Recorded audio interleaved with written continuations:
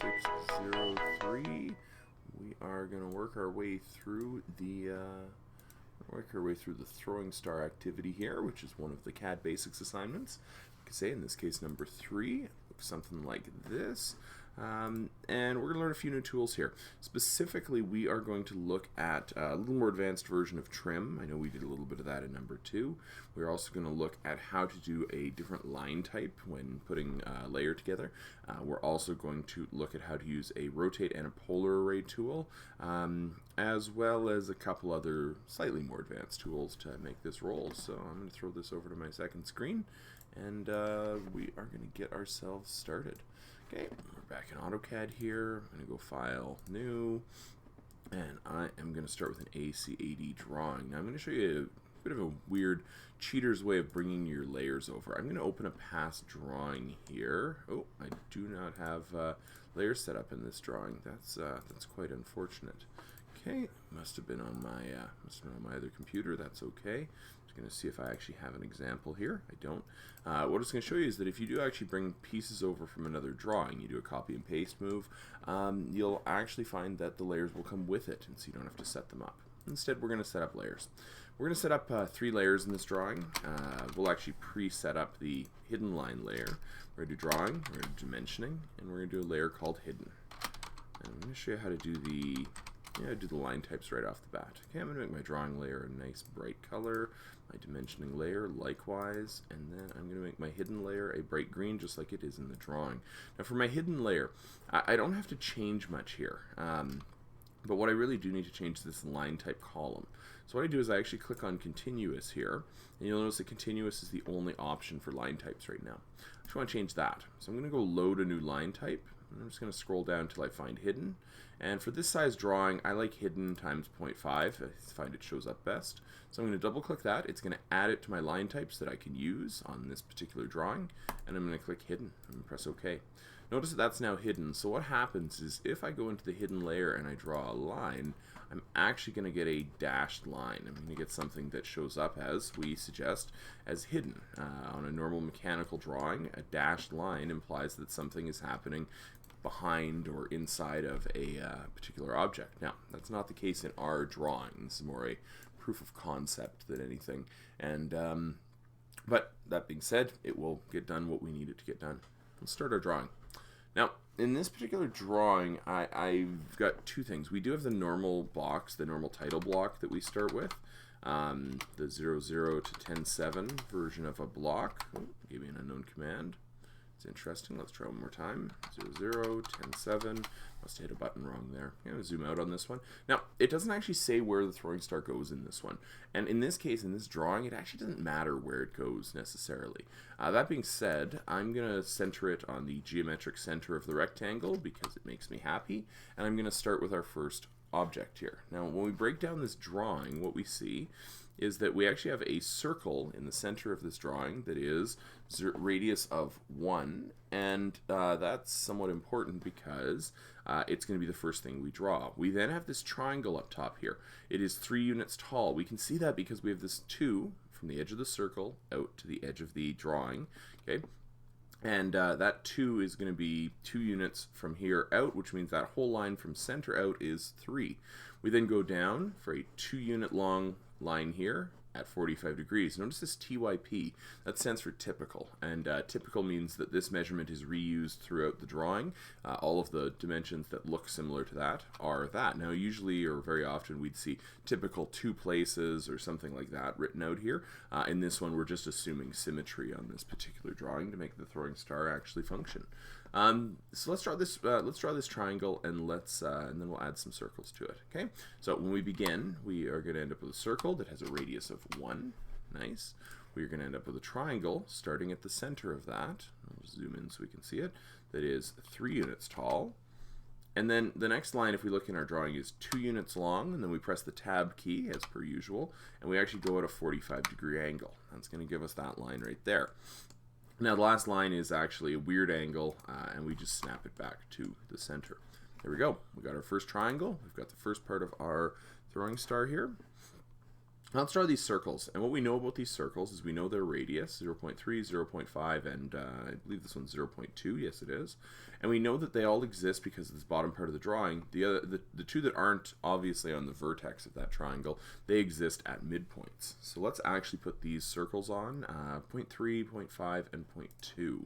Alright, let's do this thing. Okay, here we go, 0.3, 0.5, 0.2. Now you'll notice on this one, and this is important, okay, when I put this one on, it actually overlaps slightly with the interior circle. And that's on purpose. So don't think that's wrong. That's actually doing exactly what it's supposed to do. Now, let's actually turn this into the shape that it's supposed to be, because we've drawn everything, we know that it is accurate, we know that it measures the way it's supposed to. So at this point, we're going to use a trim command. We're going to press enter to select all, and we're simply going to cut out the pieces of this triangle and circles that we don't actually need. And when all is said and done, we should end up with something that looks similar to that right there, where we've kind of got all of the lines drawn out.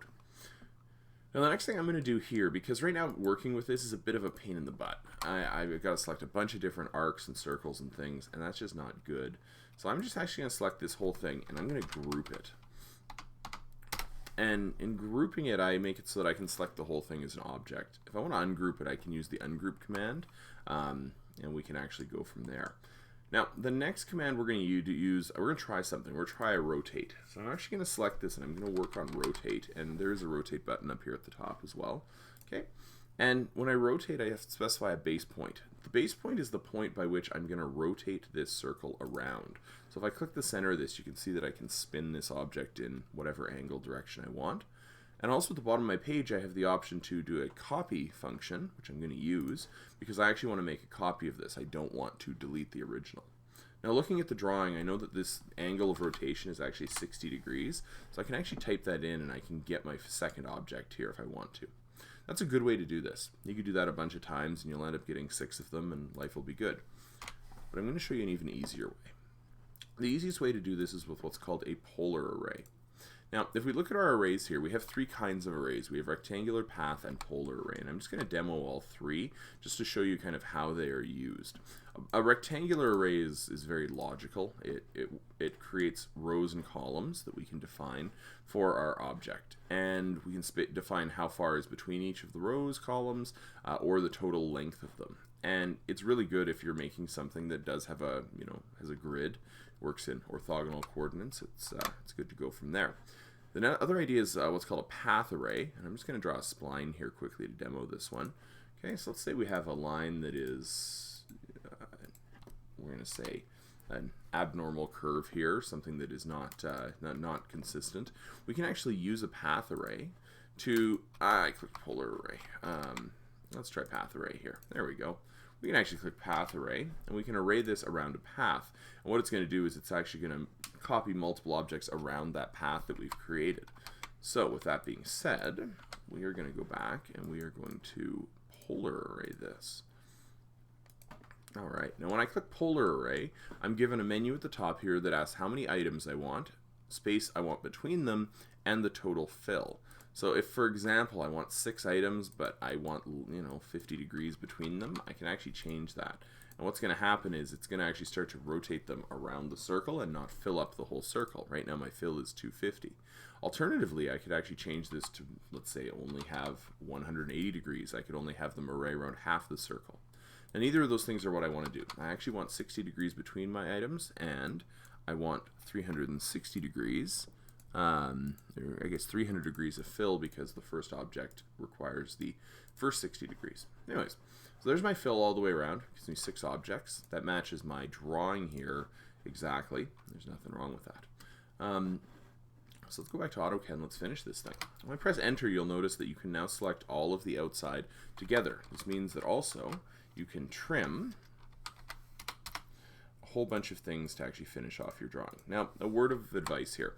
A lot of the time I see students actually do this. They actually select their circle as well when they do the rectangular array. And that is mildly problematic because you end up with 6 circles all overlapping one another. If you run into this, you need to employ one more command that we haven't looked at yet, and that's the explode function.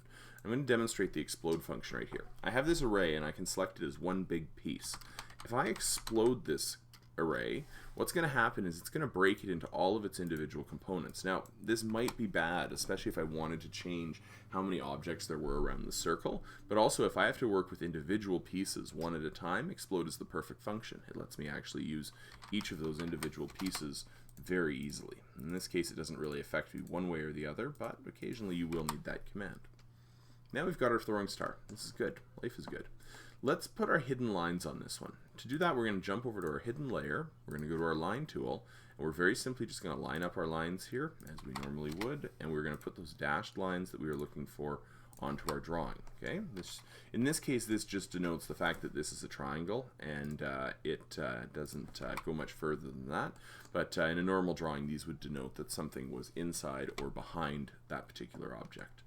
The last thing we need to do here is we need to work on some dimensions. And I'm going to show you 2 tricks for dimensions that you need to know for this one. Often in this drawing, we actually put text onto our dimensions. So I'm going to create a dimension of 2 here, and I'm just going to select it. And I'm going to go back to precision. I think I want a precision level of 1 decimal place to it. Life is good. Now what I'm going to do is on that number 2, I want to put TYP. I want to put that typical piece we talked about. So I'm going to double click on it, and you're going to see that the number 2 is going to stay there.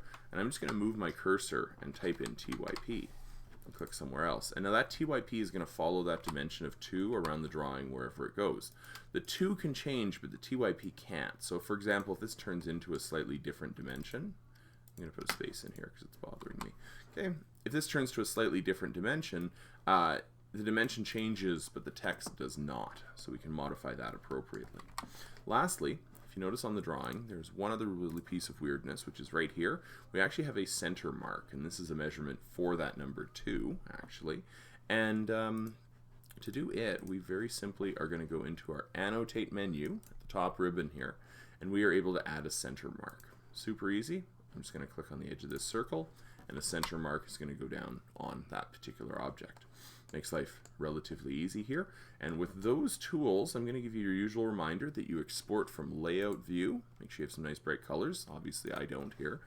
Make sure that you have your name and you have the assignment name all posted on the actual assignment itself, and that you upload the PDF to your ePortfolio. Guys, I hope that was a very simple way of walking your way through how to do CAD Basics 03, and I do hope that it helps you get through there. Look forward to CAD Basics number 4 in the very near future. Cheers. Happy CADing.